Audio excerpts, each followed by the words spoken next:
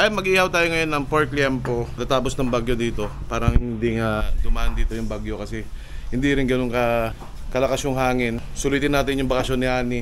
So, Friday ngayon, iihaw tayo ng liempo. So, na-marinate na ito for siguro 5 days na ito naka-marinate. Ihaw na natin siya. Nagpa-init na kami ng grill. Ito, pwede na tayong mag-ihaw. Let's go!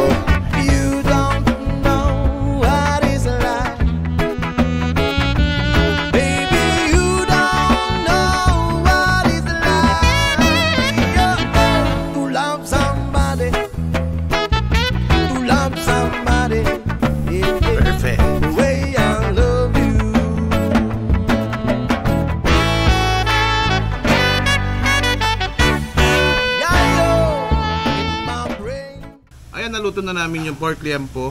Ayun, no? Tapos nagluto na rin si Ani kanina ng rabong. Yan, mga kayo kaditi rabong. Tapos meron din dito syempre yung saging, patatin ng buto.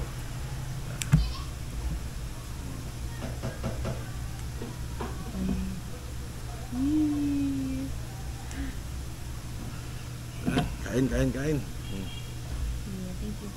Ba't nandiyan gilid ka?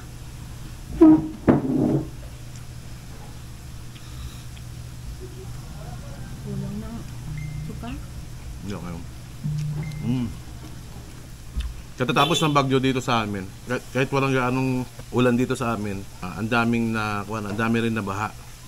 Diyan sa part ng Solana, part ng Tugigaraw. Tapos balita ko na isang bagyo para parating. Sana hindi na dito sa amin ulit. Daming sibuyas. Ito.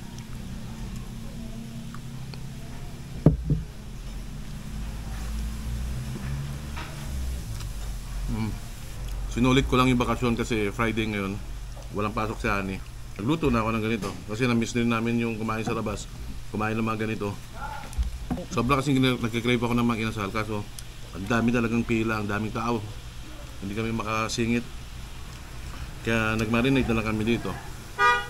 Pinuto lang namin lahat. Guys, hindi namin kakainin lahat to. Siyempre may mga kasamaan pa kami. So yun lang. Tapusin na namin dito yung vlog.